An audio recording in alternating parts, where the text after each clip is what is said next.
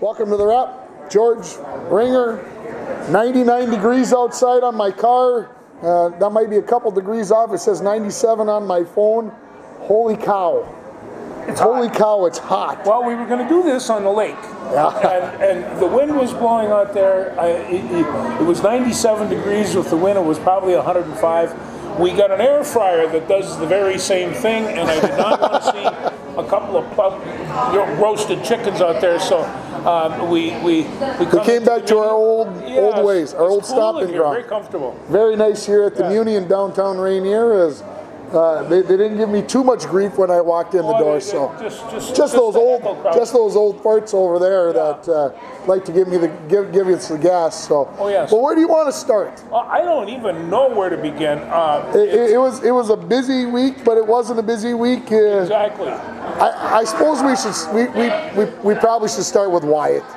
We should start with Wyatt. I mean, so a week ago today, as we record this on Friday, I get a direct message on Facebook from Wyatt's father, Daryl, the good man that he is, and he says, just wanted to keep you in the loop and let you know that Wyatt signed a contract with the Sioux Falls Canaries, and he's on a bus to Lincoln. He's probably going to start tonight.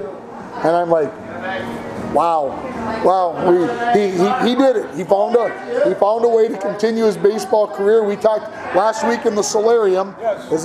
Is this the beginning or is this the end? Well, apparently it's the beginning, because he played in 6 games, all 6 games since he signed, and 4 for 20.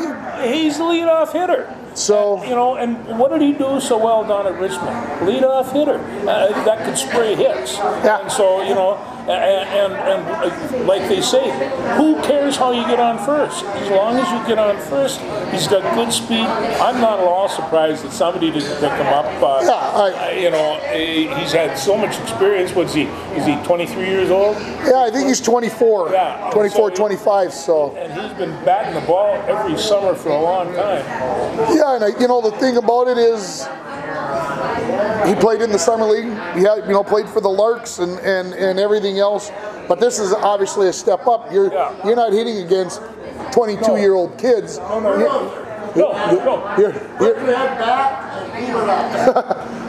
Like this, okay. So he, to me, you're up another level, and it's going to take time to adjust. The college, the Division I games pitchers that he was facing on a regular basis at Richmond.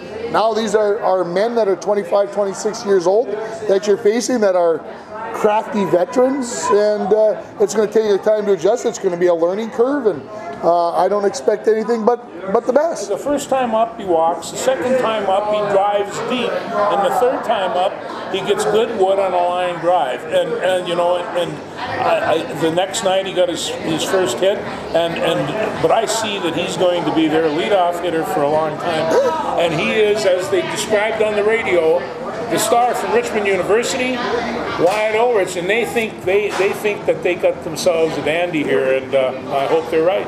Well, and I'm going to put this out there. You've got a professional baseball team that, when I looked at the roster last Friday afternoon, only had 3 outfielders on it, and I'm kind of like, guys, you can't start a season with only 3 outfielders. They were 6, 7, 8 games in.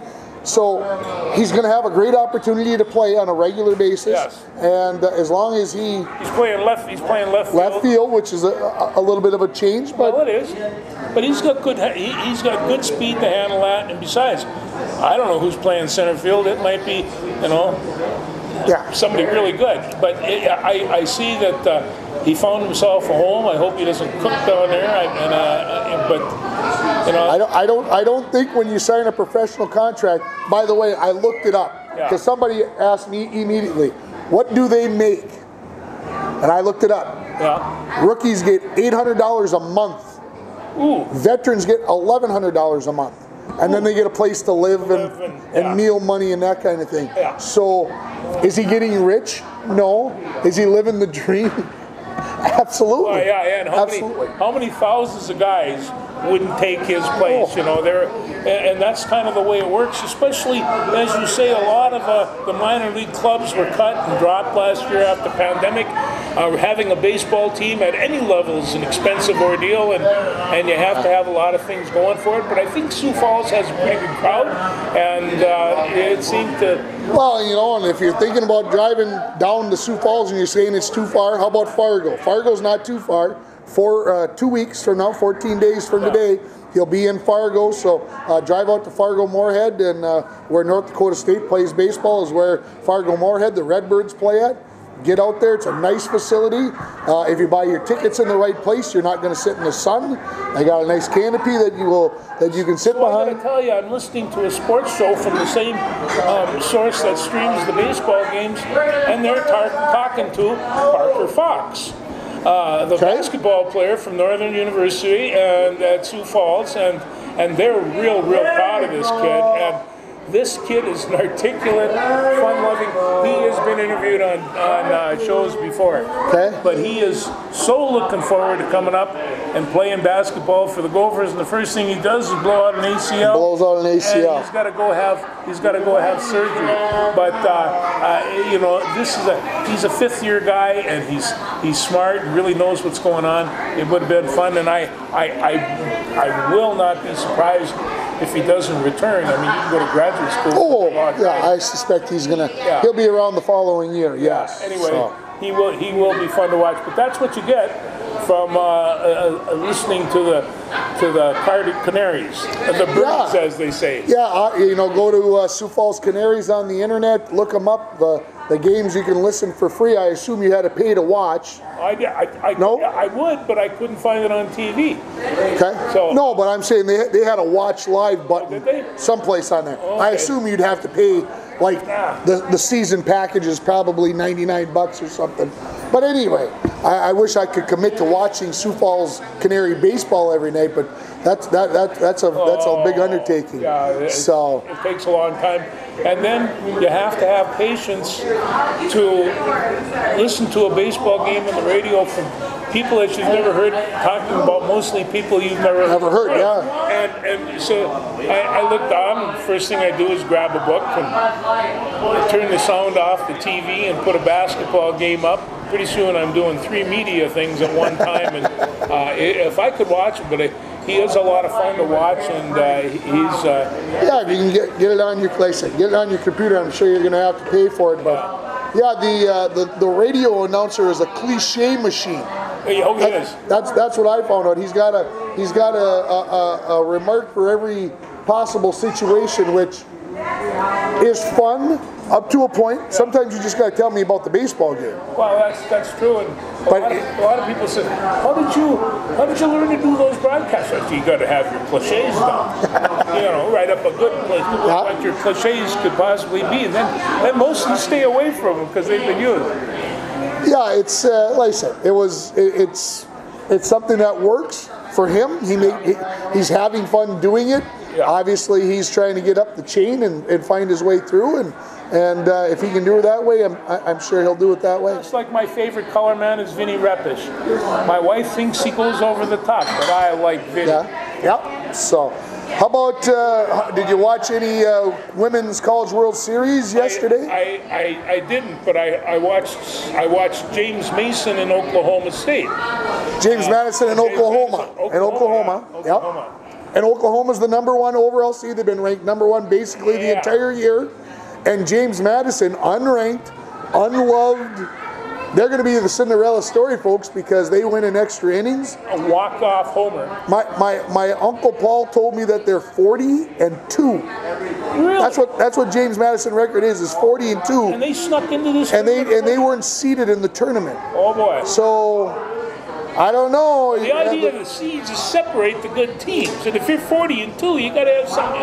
Yeah, you would. So I didn't look that up because we were talking out in the parking lot right before we went on. But hey, even if you're 40-10, they made a heck of a run, and I think there's going to be a lot of people that are going to be turning on the TV tonight at 6 o'clock if they're a sports, because people love an underdog. Yeah. So what do they want to do? Everybody wants to watch James Madison because, you know, they're the Cinderella story.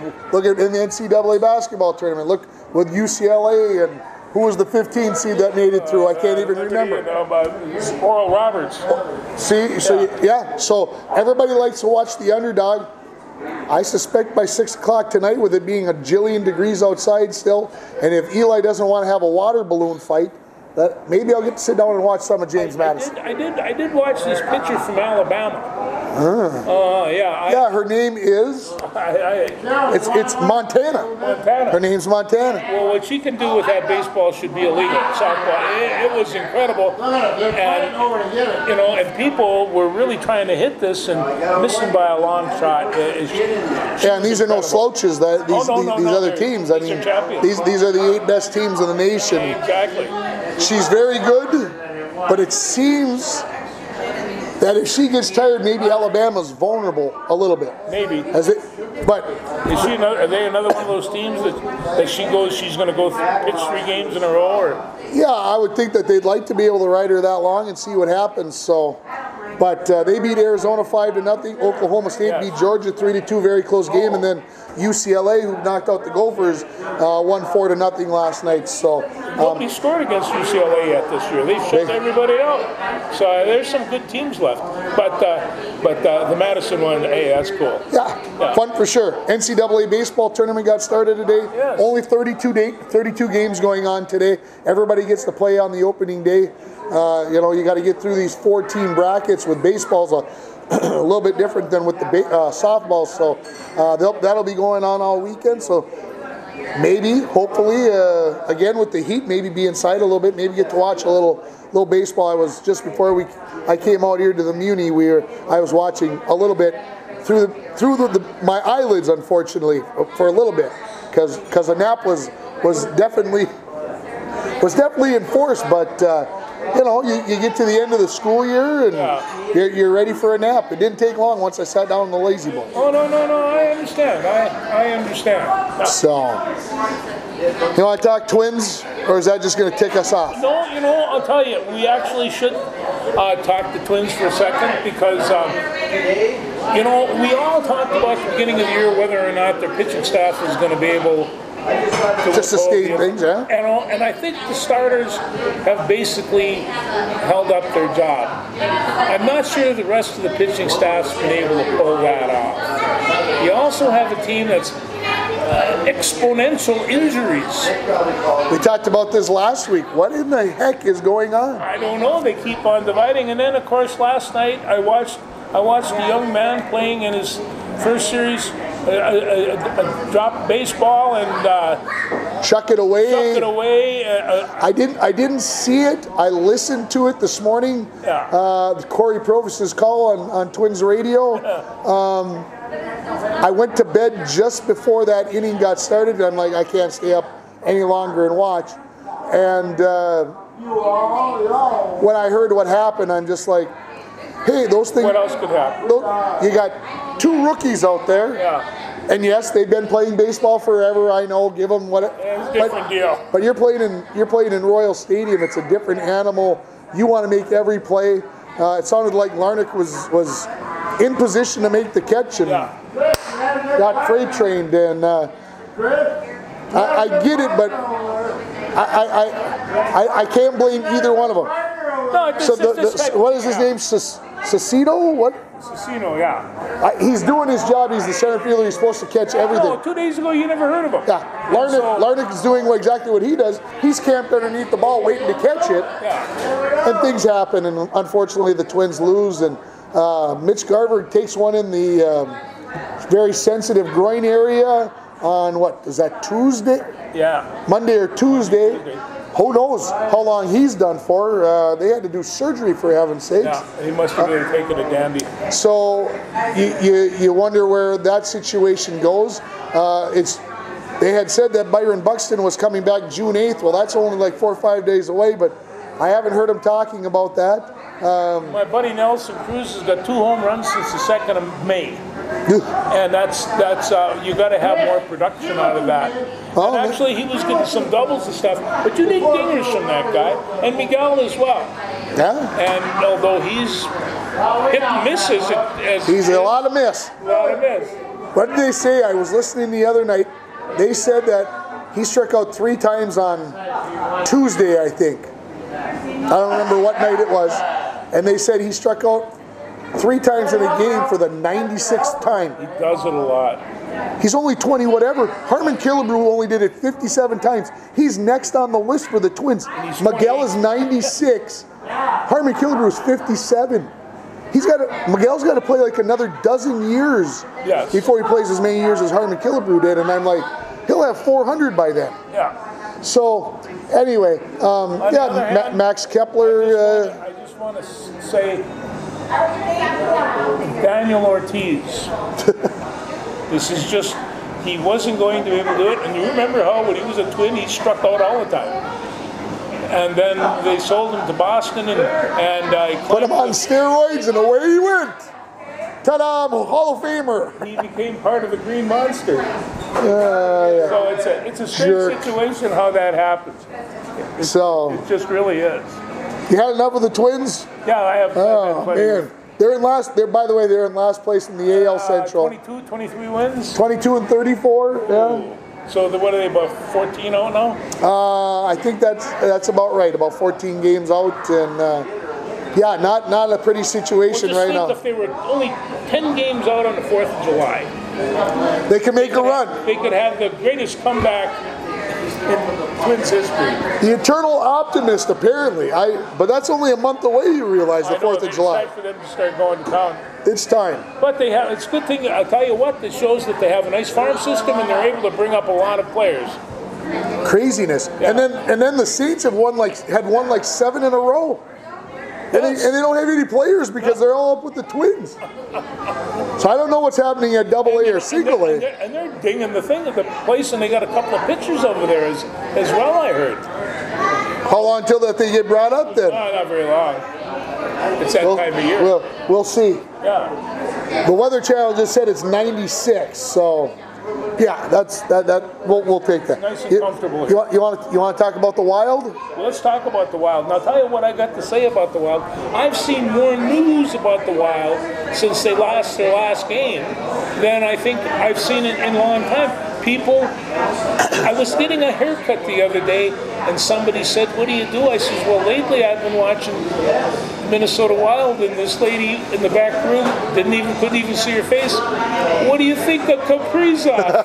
And I haven't really heard this kind of energy in a long, long time, and it's just they like this kid, they like this team. Yeah, what's not to like?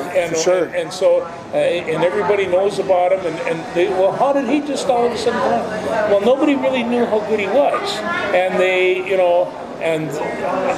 listen to him talk. He comes from a pretty tough league, and they're not bad there. Yeah. And so this was not a big challenge for him to make. And so I think they're trying to keep this team together. It's going to be tough with the draft. They're going to probably lose. They're going to lose one of their goalies, and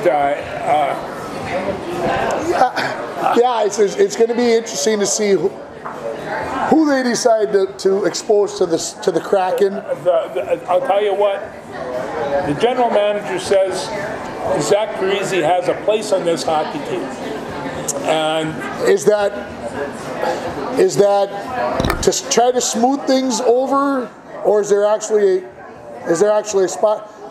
Parise said he wants back in. Yeah. He's quote unquote, he didn't quote it this way. He said all the right things too.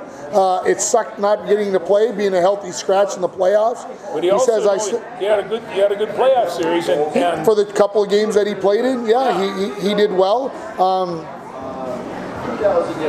My question is this: was the message received that you are 36 years old, you're getting paid a big bag of money and we expect you to play smart hockey. Yeah. Okay, you're not 28 anymore. No, you can't go out and put a 95-second shift together. I think you put your finger on the point. He's a $7 million plus hockey player. You might be able to get a really good, winger for centerman for half that. And the first thing that the people are really screaming for right now is what they call a number one center. And everybody, they needed a number one center for the playoffs to do this and do that. And I don't think the Wild is going to change a whole lot. They didn't draft anybody when they had time to this spring. I think they generally like the makeup of this team. And I think they've got some young guys that are, this Boldy kid and others that I think they're pretty excited about. So, Fiala and Ek Erickson, these kids are roots and groovers. So, the one thing that Mike Bolstad said, and I think this rings true, was Jonas Brodin got hurt early in Game 7, and then they went after, who got dinged next? I forget. Oh, Eriksson Ek got dinged.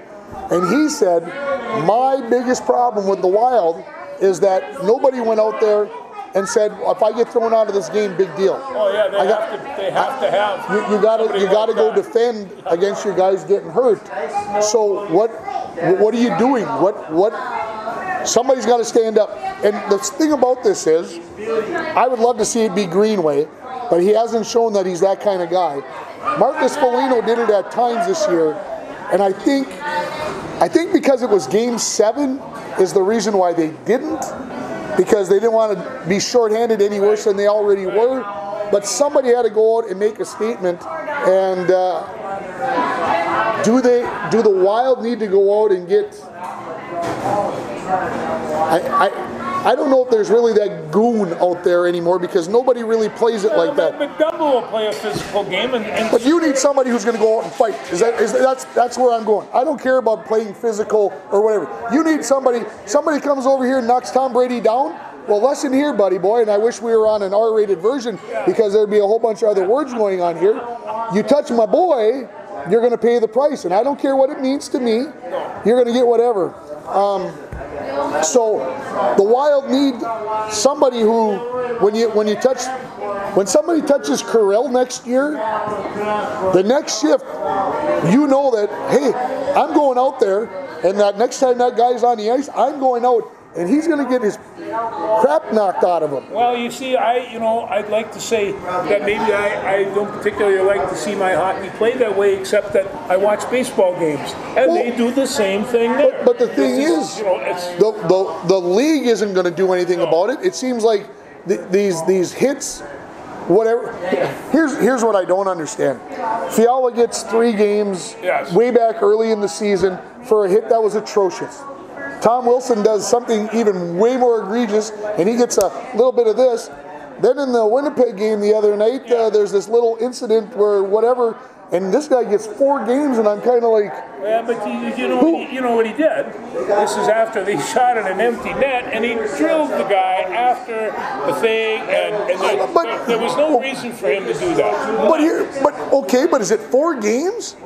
He didn't pin somebody down on the ice, and he gave him a concussion and put him in the hospital, and he is okay. But Tom Wilson took a guy on the ice and pounded on his head. As soon as he gets out of protocol, the other guy can play. And Tom Wilson gets a $5,000 fine and no suspension. That's what's got me angry, George. I'm not saying that he doesn't deserve the suspension. It's how we're giving the suspension. It seems like, well, this guy does it, he gets 4 games. This guy does it, he doesn't get anything. And it's just like, what are we doing? So are we going to do it the same for everybody, or aren't we? And that's where I'm at. That's what's got me angry. There are some subjective calls, but that last one, for him to do that and put the guy out, I mean, they had to put him on a stretcher and take him to the hospital. he's got to serve some kind of consequence for that. I get it. But what I don't, like I said, what I don't get is how Tom Wilson doesn't for doing something I think that's worse. If you're clearing your center man away from your goaltender, that's a different deal. And I hate to say this, but there's more cross-checking going on across there than, I mean, I couldn't believe what I was seeing. The weights on those guys' back must be amazing. So, Colorado's ahead 2-0 on Vegas. Yes. Is anybody going to stop them? No. Colorado's, might as well just give them the trophy now. Vegas is all done. I mean, they were beat up from the 7 games. Colorado had themselves a real nice rest, 3 or 4 nights, and they're just skating right over. You give Vegas no chance. Well, I can't say no chance. Okay. They've got a good team, and I like that Mark Stone. He's maybe he can get them fired up. It's a good bunch of people. I'll tell you what, the West Conference is by far the strongest hockey conference that I've seen. Montreal goes 7 games with Toronto. Had to come back from 3-1 down. They go down to over to Winnipeg, and they win Game 1 against a Winnipeg team that had sat around for a while. Won 4-0 over Edmonton. So who knows? Maybe the Canadians come through. Hard night in Toronto. I mean, they were sitting on a 3-1 lead, and they blow it. And it's there's really the Toronto-Montreal game is big time, and that's a rivalry that'll match any in the world. And when you see this happen, you just think, Maple Leafs. Yep. What did you do? That was a tough goal for them. I felt bad. And the Maple Leafs have had a tough goal for quite a few years. Their fans are starting to get a little testy. I see. That's the other thing. They, you know how Toronto fans are. They're just testy. Both games last night went to overtime. Carolina, who lost the first 2 games of their series at home against the team that I think is going to win the championship, Tampa Bay.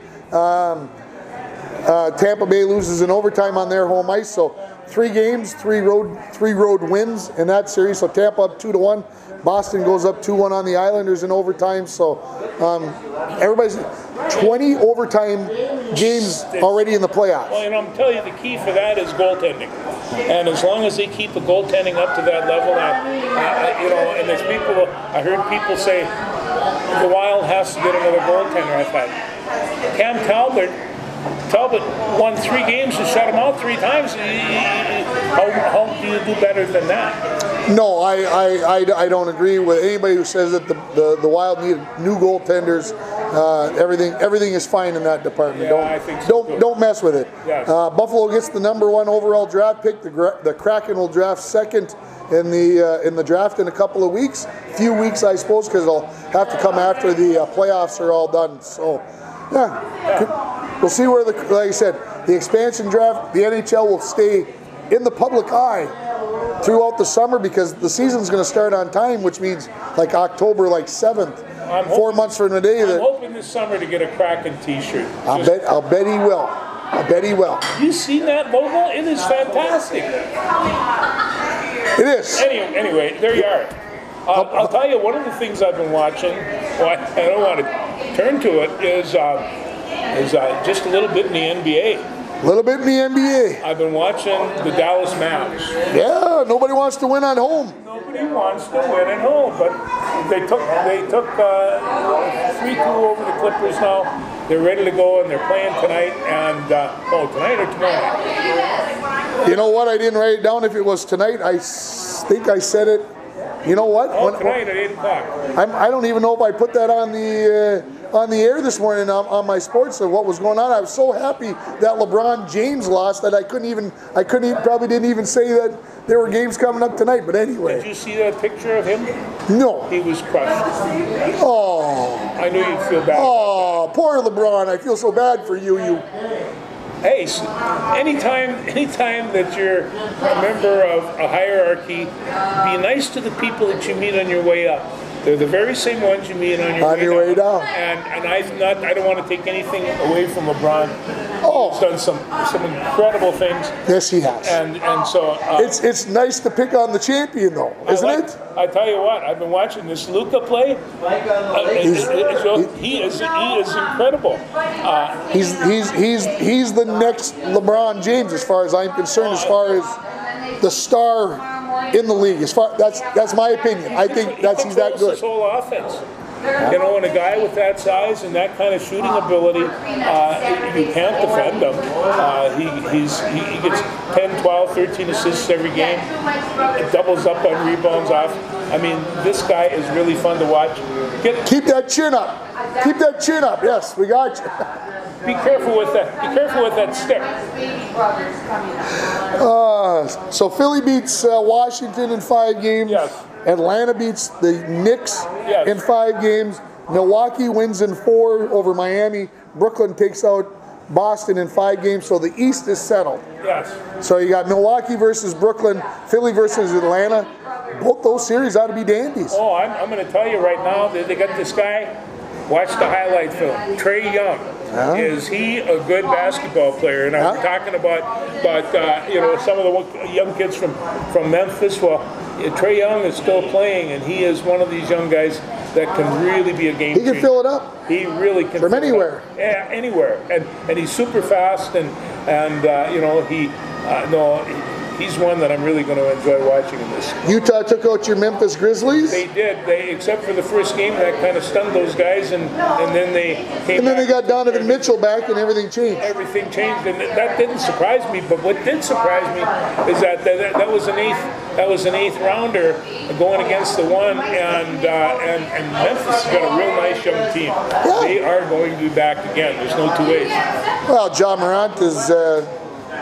Speaking of guys who can fill it up, he reminds me an awful lot of Trae Young. And he's just, you know, you hear about these kids when they're coming out of high school, and you think, oh, they're going to be that good, and they disappear to college somewhere, and then they come out and they're superstars. It's kind of like they went off somewhere and somebody zapped them, and out they come. But they're incredible.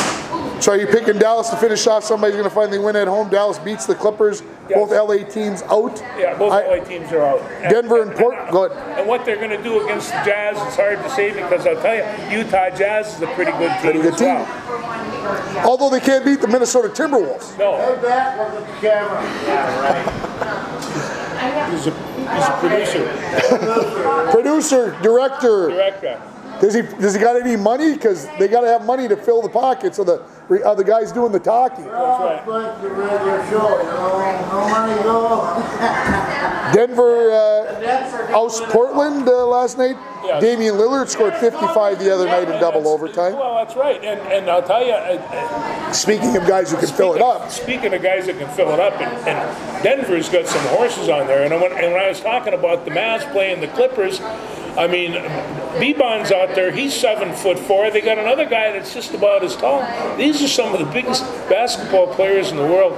They are huge. And Bebon, I didn't know, you know, what happened to him at the beginning of the year. I had to check and see if he was still on the roster. Well, he's starting now. Okay. I think he doesn't move so well. His defense is just a little bit lacking. But if you have to lift the ball off the rim, he'll do it for you. I'm sure. Yeah. And a character in basketball. I'm kind of, you know, he's. You got a soft spot in your heart for him. I got a T-shirt for him, for crying out loud. It's. Did we mention that Phoenix beat the Los Angeles Lakers and LeBron James is out? Did I mention that yet? I can't remember. Did Los Angeles win any of those games? They did. It went to 6 games. 6 games. 6 games. So I obviously Anthony Davis getting hurt for the Lakers was a big part of the reason why the Lakers are out. That's, you know, you take your best player in the world, LeBron James, and then Anthony Davis, who's somewhere in the top 10. You put them guys on the same team, they're tough. Well, they are, but you know, and it's one of those things where, you know, we always knew that Michael Jordan was a very good basketball player, but he really connected when they got Scottie Pippen to come and play with them, and all of a sudden, because it's a 5-man game, if you have 2 that can really play, that's might be good enough. 3 really helps. The third one really helps. And if you're Golden State, you had 4. It really helped. I just remember the old Celtics. They had 5, and they dominated everybody. Yeah. Yeah. Let me look up the Lynx. That's who I wanted. We were in basketball mode. Yes. The Lynx finally won on Sunday. They get a win in overtime. They led 6-5, and then they didn't lead again till overtime. But they won 79-74, and they seem to be playing better. They got some additions on there. Yeah, they've got most of their roster back now. They picked up this Clarendon lady from the Liberty who got waived, and she came in and almost hit the game winner, but she was a little after the buzzer in regulation. So is she a guard? She's a guard, and so I see this team getting better. I was a little shocked that they were 0-4, but when you play the defending champion twice, who's still pretty doggone good, and 2 of your 4 losses are to them, in a game, one of them they should not have lost. Anyway, that's another story for a couple of shows ago. Well, but you got to remember that was a championship quality program just a very few years ago, and there's no reason for that not to come back. Well, and you think, okay, where does Maya Moore rate on the list of all-time great players? Ooh. Considering the fact that she hasn't played now, this is the 3rd season, I believe. Don't quote me on that, everybody, but 3. I gotta be. You take one of your best players off of the lineup, out of the lineup, and now you're kind of going, okay, we got to find somebody who can fill this role that scores 18 points a game, grabs 9 or 10 rebounds, and has 4 or 5 assists, and steals the boot, and drives the bus, and whatever else. It takes time to replace that, get everybody going in the right direction. So I don't see the dip going to be very long here. Cheryl Reeve is a great coach, and that's all I got to say about that. Yeah, she's good. They're going to get better, and they're going to win more games this year. But anyway, it was good to see them get over that hump. Yeah. You want a little football news? Let's talk a little football. Hey, the Edmonton Eskimos are now officially the Edmonton Elks. The Edmonton Elks from the Eskimos. They're the CFL. When they played 2 seasons ago, they were the Edmonton football team. Yes. Okay, and obviously the name was deemed unnecessary, derogatory, whatever the right word is, and they took time to get it right. And so the EE emblem will still work. I think that's why they went with the Elks, and so the Edmonton Elks, and so I'm very pleased. The CFL season gets started about August 5th, and it can't start fast enough as far as I'm concerned. Well, you got to get football rolling. That's for sure. It helps for the rest. What do you got for football? Football. This is the first thing that Aaron Rodgers. Aaron Rodgers, geez, why does he come up every show? Well, because we're not even Packer fans, and that son of a bee comes up every show, though. The question is, Denver or Las Vegas? Oh my, Denver. If I got to pick one of those two, Denver. The second question: if they can't trade him, will he take a year off? Ooh. Wow. I don't think he wants to go back to Green Bay, and I think he's willing to host Jeopardy not to do it. He is willing to host Jeopardy not to play in Green Bay ever. That's a great question, George. I get it. I get why he's mad. I do. I really do get it. Denver, I think, is in bigger need. Denver is willing to spend more, give more to get him. With the division that they play in, with Las Vegas, Kansas City, you're in a tough spot. I mean, our good friend Patrick Mahomes is saying he's ready. His surgery is done. He's ready to go 20-0. First team ever to go 20-0, win the Super Bowl and go 20-0. So, well, what they say about Mahomes and Rodgers, they're really good friends. That's well, State Farm, they're under the same paycheck. Yeah. I'll tell you, in order to be a good quarterback, you have to get a good insurance commercial. That's just kind of the way it is. There you go. They kind of picked up the same thing. The other NFL news that I wanted to bring up was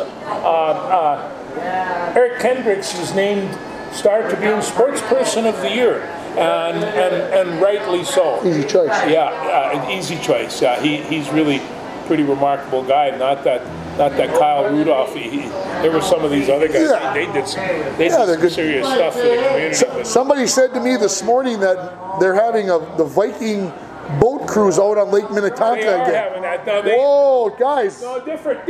It's different. Slow down, guys. This is a PG I hope so. cruise. You can bring your family on this one. Woo. But it came up and they said it was a the Vikes ride, but a good boat trip. So I'm not sure just what it was. Hey, it was legendary at the time. It caused at least maybe one coach to lose his job. A guy that I thought was a pretty good coach, Michael Tice, right? And it's just you see all the stuff that can happen, and you know, can't do that stuff. Can't do that stuff. It's a different age. Yes, it is. It's not like it used to be. They're trying to backtrack that whole deal, and you know, good for them. It's time to. September 13th, so only 3 months away, folks. That's the first game for the Vikings. They take in Cincinnati. And we'll see if they can cover the quick guy from from LSU, right? LSU. Who's the receiver? Oh, heaven's sakes. His name's got a hyphen in it, for heaven's sakes. How could I thought I was going to pull that one out of my ear. Well, it didn't. Not my rear, my ear, everybody. My ear. This is a family show. Come on. What else you got football-wise? Anything? I don't think so. I tell you, I do have I want to talk about a football player at the end, but I want to ask you about this French Open. Yeah. That's quite a tennis tournament. You know, the French Open, this is my opinion now, folks. There's 4 majors. The French Open is the least of the 4. Yeah. Okay? A lot of people like to say the Australian Open is, but the Australian Open is in the winter time for us. And so it's a good break. It comes in and I enjoy it. The French Open comes at a very busy time of the year with the Women's College World Series, with the NCAA baseball tournament, and with high school softball, baseball, track and field, golf, all going on. And the French Open kind of gets like this. But the clay is the toughest to play on. It really, I think it is. There's things going on there that are tough, and hey, when those players come off a clay court, they're a mess too. They're a mess. Yeah. You get a lot of long matches. Of course, Rafael and Nadal is the king of clay. Did you see him on CBS here last week, a couple of weeks ago? He lives on this little island outside of Spain, Okay. and he goes back to this very Mediterranean 1,000-year-old town that he cares about, and does all kinds of good things, and you know what I mean. Look at him; he's got 6'2", 6'3", movie star, good looks. He lives living, you know, and they talked about how he trained and where he got his coaching, and he's a pretty interesting guy. Yeah, he obviously is multi-talented. The thing is, he does everything else right-handed, but plays tennis left-handed. That's the thing that blows me away, and it makes him. Like I said, he's a great athlete. There's no two ways about that stuff. The biggest thing is, can Novak Djokovic hold it together and not do something crazy or whatever? Can he take Novak down or take Rafael down? Federer's in the tournament. Is he still capable? No, I don't think so. He's never really been good on the clay. The biggest thing for him right now is get my game going again so he can go try to win Wimbledon one last time. So, which is only a few weeks away, and that's the best tennis tournament of the 4 majors because it's on grass, and some people might say that's the toughest surface to play on. Strawberries and cream. What do you need? You know, it's all there. So, Serena Williams into the 4th round. The Americans are actually doing very, very, very, very well. The women, I think 4 or 5, 6, I think, women into the 3rd round. So, yeah, the Americans doing quite well. Good to see. There's one statistic that I didn't know about, and that was Italian men. Of the top 100 tennis players, 10 of them are Italian. Wow, I would never would have known. I never would have either, and they're kind of picking up. I think I got that statistic. Yeah, and of course they're probably pretty good on clay as well. French Open Italian men are taking over. 10 of 100 top 100 are Italians, and That comes out of the New York Times. It's got to be true. Okay. Who would have guessed? Who would have guessed? And they're not only good looking, they speak good Italian, they can play tennis. Are we done with the French Open? We can talk. You want to talk about Ncaa? Do you know who Ncaa is? No, I just like saying her name.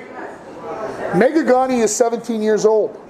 And yesterday she shot a 4-under par at the U.S. Women's Golf Open and was tied for the lead. And I had to look up how to pronounce her name so I didn't butcher it too badly. But 2 years ago she played at the U.S. Open and did not so bad for herself. So she's heading for Stanford to play golf for Stanford. I got a feeling she's not going to be at Stanford for too long. She might be Tiger Woods, you know, one and done, and then go play professional. And she was not the only 17-year-old playing in the tournament. Correct. The other one is Isabella McCauley, and she's from Simley High School. And so I called the golfing guru. We'll get into him in a bit, but I says, tell me about this girl. She says, well, number one, she comes out, she's 5'3". Okay. She's just a tiny little thing. She has a sister that's 2 years younger that's almost as good as she is. Wow. So right now she's 17, a junior at Simley, and will be heading for the University of Minnesota. Correct. And Greg said, it's the type of kid that if you had a son, you'd want your son to be with her. There you go. Really an amazing girl. Well, the big thing was she didn't even look to see when the state golf tournament was, but they happened the same weekend that she would have had to qualify for sections. So she can't qualify for the state tournament because she can't qualify at the section. You would think that they could give an exemption, wouldn't you? Well, somebody who's golfing in the U.S. Women's Open should probably be able to just qualify for the state meet. It makes sense. Now I also talk, as long as we're talking golf, I says to my friend, and he coaches for the West Metro Chaska team. And last week, Chaska on their subsection took an 8-stroke lead over the rest of these other teams, and they were not expected to do that. Okay. So I says, didn't you know they were that good? He says, they're that good because of our JV program. Our JV program has been conference champions for 8 straight years. They have an incredible coach. Greg, who is that coach? Why, it's me. And so he says, you can spotlight the JV Chaska team because they're every one of those boys that and if they can win on Monday, they get to go to the state tournament. And around this time, around Chaska, they got Hazelton Golf Course and all the rest of that stuff. Yeah. People are pretty crazy. They go golfing quite a bit. As often as they go to the bathroom. It's quite amazing. So anyway, we're pulling for the Chaska Hawks all the time, kind of. Of course, Kelby Anderson, local, as long as we're on golf, seems like the right time. Qualified for the state golf meet, just a 9th grader. And I keep saying this story, and I sometimes wonder if people think that I'm not. She was on the outside looking in after the first round. And it doesn't always work this way that you can battle, your way back in on day 2, but she did that. She gets the last spot. She golfed a 102 the first day, and then 8 days later golfs in day 2 and golfs a 97 and finds her way into the state tournament as a freshman. Ncaa also shot a 67. She's the first amateur in 15 years to be leading the course. I can hardly wait to see what she's going to do today. What she's done today. So it's and McCauley, she shot a 9 over at 80, but she lost 7 strokes on the last 5 holes and stuff. Okay. So she was in the mix. So what else you got? I've got nothing else except for the Belmont Stakes and the local stuff. Well, I got a Mike Chocheski. Oh, go ahead. You give your 6 cents worth, and then I'm going to give you $20 worth. Oh no, it was time for him to go, and it's it was time for him to go, and and so. Okay, so if it's time for him to go, why we got to have the grand tour where everybody can put them in a rocking chair on the table. Because I have a question for you. Yeah. Do you think the portal had anything to do with him leaving? No. No, I don't think the portal had anything. I think the first-year players in the portals did. Mike found out, just like Calipari is finding out, and a lot of these other coaches are finding out, you can go out and get these one-and-doners, and if you get lucky and you make your three-pointers, you're going to have a pretty good team. This is the statistic. Football this year is going to have 2,400 portal filings. Basketball, 2,770 filings. And women's basketball, 1,660. The whole...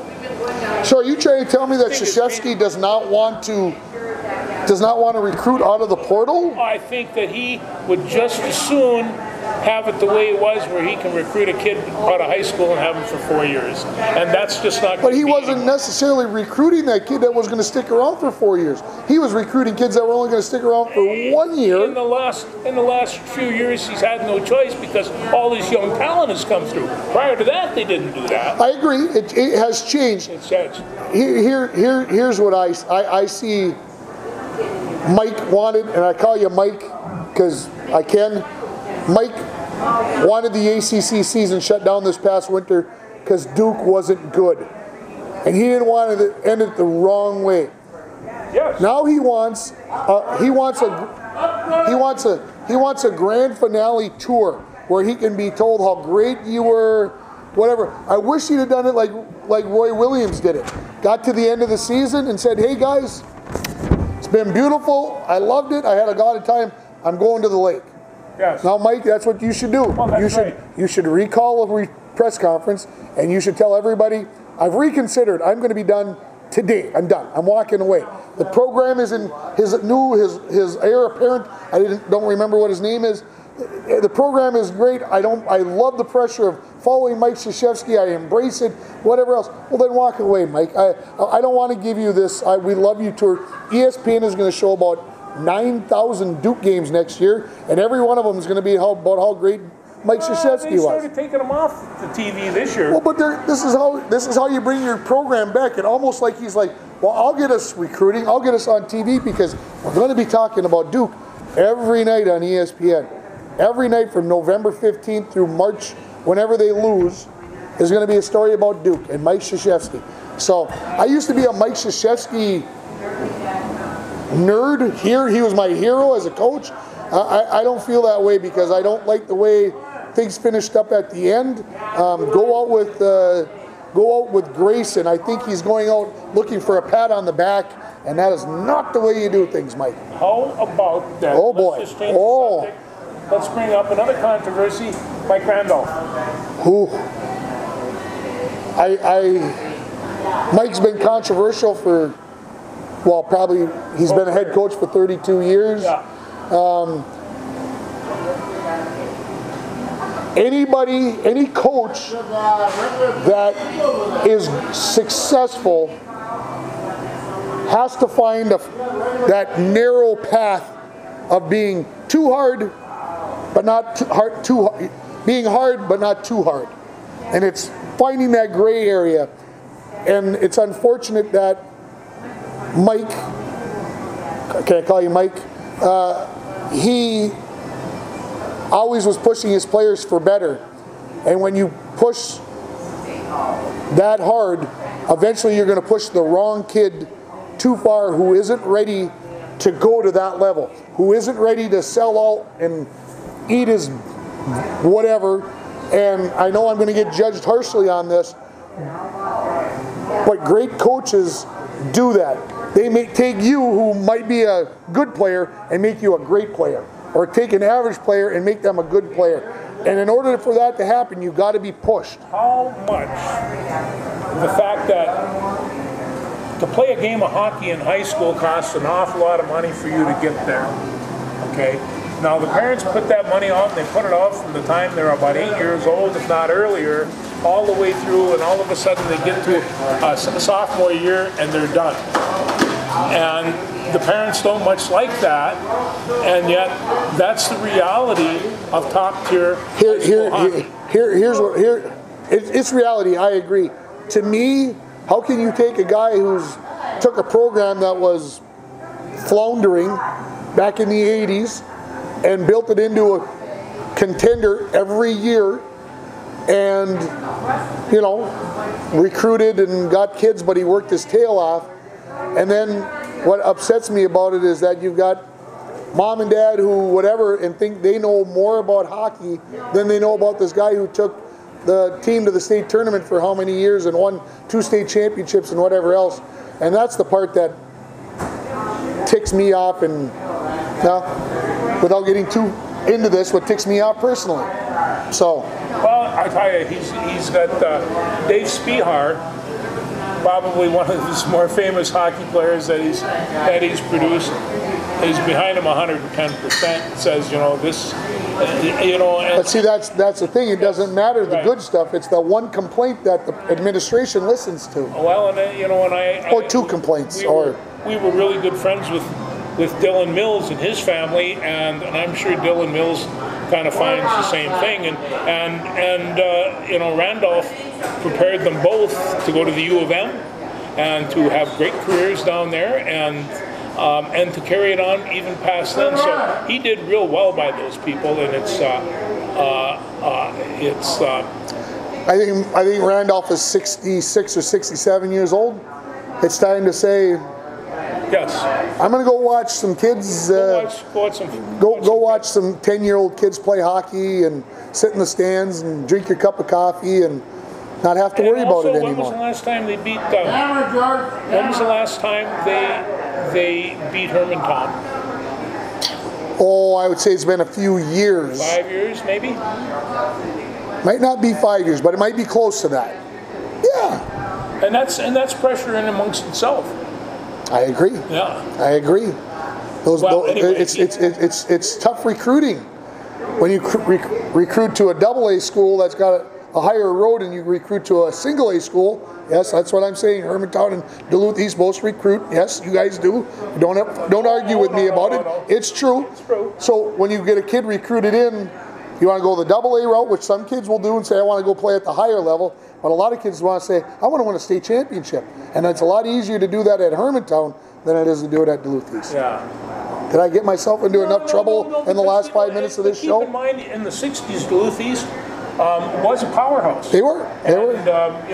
We watched Duluth. A little Donnybrook with the Broncos, I think it's 61, if I remember right. At the Hippodrome. Over in Hibbing. Was it in Hibbing? Yeah. Okay. But that happened all the time. Benji Wolf in 65, these guys, they all came up. We knew them all. They were good kids. And 1 year they beat the Falls and went down to the state tournament. And the Falls went through the back door and went down to the state tournament and won it all. Go figure. Okay, let's see here. Belmont Stakes. Are you going to be watching tomorrow afternoon? I am going to watch, but I'll tell you what, I'm going to go back with Rock and Roll Charlie. Hot Rod Charlie. Hot Rod Charlie. And that's because I like the name. Well, I thought he was going to win the Kentucky Derby, and I think he'll be my bet as well tomorrow. I picked him to win, and he wound up taking third, but nobody picked first and second. And now Medina Spirit is gone, and everybody says, we want your money back. You got to get your money back. I says, no, I never picked him. Essential Quality is the favorite for the Belmont. Rombauer, the Preakness winner, right behind. So it ought to be fun. We got to talk wrestling. We got to talk grappling. Gable Stevenson went down to Guatemala City. Okay. And they lined up all these guys. They lined up one from Guatemala, one from Colombia, one from Canada, Mexico, and actually he wound up wrestling the guy from Canada twice. He beat them all 10-0. Which is like the mercy rule. That's the mercy rule. And I can just, and people would say, and I've had people, well, they don't really get hurt when they're wrestling. Having a workout with Gable Stevenson could endanger your life, at least your spine or a leg or several other limbs. So it's no fun wrestling this guy. Yeah. and he is tuning up. I don't know what they're going to do with the Olympics.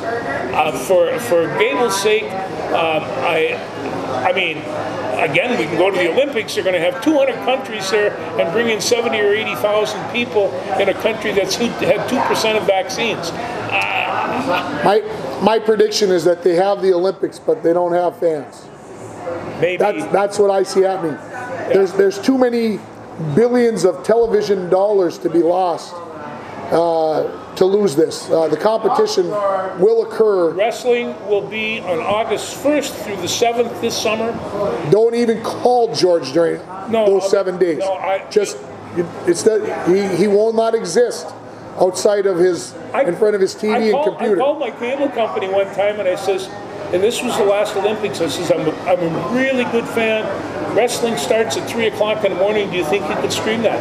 Oh, you're a wrestling fan? I am too. Yeah, we can do that. And they all sat up, and I was able to get up, go on my computer, and watch Great American Wrestling. And it was, it's nice to be able to do that because we don't get to see a lot of Greco. And I love Greco, and it's different. It's different. Greco is different. Yeah. It's like. Is it the difference between baseball and softball for those that maybe don't, or is it more than that? No, it's just that Greco is all upper body. You can't.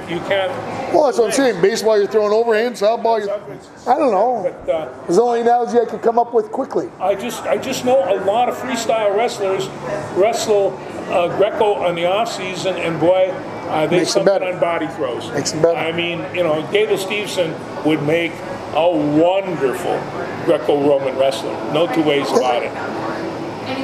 Okay, what else you got in that pile of stuff? My pile of stuff. We got Kaprizov. We talk about those guys.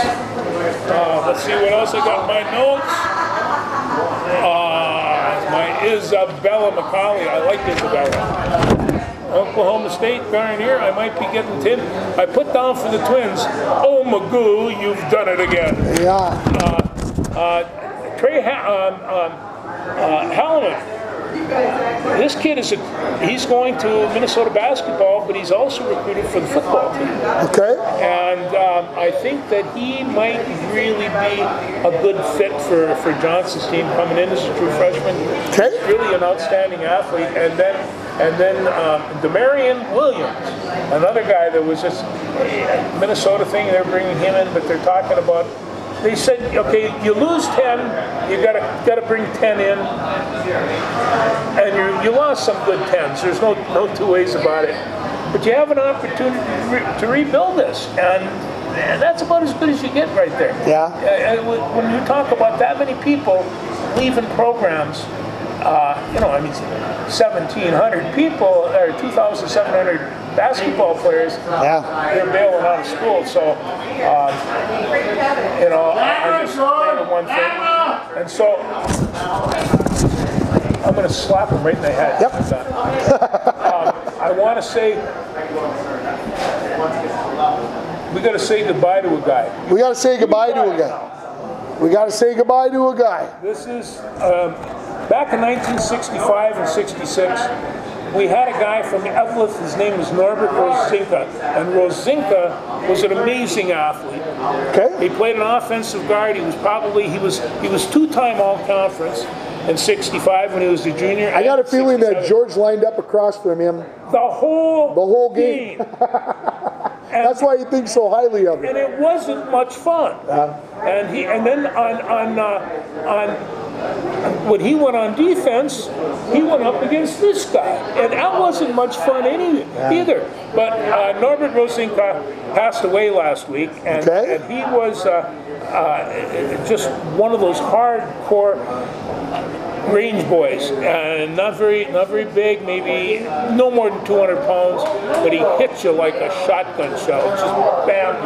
And it was painful when you lined up. And I always thought, I want to play football like this on defense, where every time I line up, the guy in front of me is going to say, it's pain's coming. Yeah. And I was never able to do that with Rosinka. He did it to me. Nobody else my whole senior year. And he would come out at the end of the game. My face was cut up and beat up. And I'm not sure. he moved me very far, but boy, he sure beat me up and tried. So it's I don't forget Norbert Rosita. No. Okay.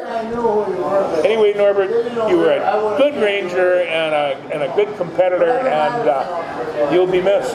Sure, it sounds like it. Yes. I think that's it. I have down for Gable that he's ready. He's ready. He's ready. Bring him on. Kelby Anderson, we mentioned state golf made it. Miles Mason just missed by about 2 shots, 1 place out of going to the state. So they both had great tournaments, and was fun to follow along. The boys ended up taking 4th place as a team, so congratulations to them. Jack Maxwell at the subsection meet the other day went 14 feet again, so that's twice. Talked to me in my classroom yesterday. I said, good job yesterday going 14 feet. He said, just missed 14.8. That would be the school record. School record's 14.7, Rafe Gilo. He's going to get that. I think he'd like to get that done at the section meet in Cloquet next Thursday, and then have his opportunity to go to the state meet and maybe come home a state champion. Who knows? But I tell you, the section meets, a lot of records and a lot of bests are achieved, and he is the guy to do it. Yeah, absolutely. He's. I mean, I've already got it penciled in that he's in. I don't want to put any undue pressure on the kid, but he's been shooting for this for the last few years, and he'll get her done. He will. There's no doubt. What you got? Baseball team lost a tough one, 1-0 to Marshall in the opening round of the playoffs. Girls softball lost to Greenway 11-1 in the first round. Little Fork Big Falls Vikings softball lost 17-15 in the first round, and LBF baseball lost 10-0 in the opening round. And Indus softball got a forfeit win, and then they had to go up against Badger, Greenbush, Middle River, your favorite school in northern Minnesota other than International Falls. Ranked number 2 in the state. They beat Indus 21-0 in 4 innings. And then they beat somebody the other day 13-0. And if Badger doesn't go down to the state tournament again, and it seems like the Gators are there every year, they've got a dynasty going on over there. But anyway, all the local baseball and softball teams are done. That's the tough part of this whole conversation. Everybody lost in the first round, and it was over. So we've got track and field and golf left over, and we hope everything goes well. Legion baseball starts next Thursday. So we'll have some summer ball to follow along with and see how things go there. So that's pretty much everything on the local scene. Boy, I'll tell you, we got another full week coming up, and when we watch the resurgence of the Twins, we'll have something to talk about next week. I hope he's prophetic. We need that. Anything else? Oh, one thing about baseball, I was watching this DeGrom pitch the other day. DeGrom, yeah. He's got an ERA that's half of what the leading ERAs are in all of baseball. Wow. He has .74. Not too shabby. That's not as too I like shabby. to say. Not too shabby. Not too shabby. Great big tall guy. I watched him pitch. He's amazing. When they start locking in, hey, Jose Barrios was pretty dialed in on Monday at Baltimore. I'm not saying that Baltimore is a great team, but he was dialed in. He had everything working. Right now, I would say Jose is going to be the all-star representative for the Twins because nobody else has stayed healthy enough. I hope I don't put the jinx on him, but that's what I see happening. Okay, and just one other thing, a book message, The Bonafide Legend of Cool Papa Bell by Connie Wheeler. Okay. And this is, I read bits and pieces. Cool Papa was, Cool Papa was really quite a guy. He was a guy that they'd say he could turn off the lights and crawl into bed before the lights went off. He was that fast. And so he came across it, but Cool Papa Bell. I can't wait to get the book. Get her going. Yeah. Anything else? Nope. We've been on for almost an hour and whatever, so everybody's probably getting sick and tired of us. Thanks everybody for watching. We'll see you next week.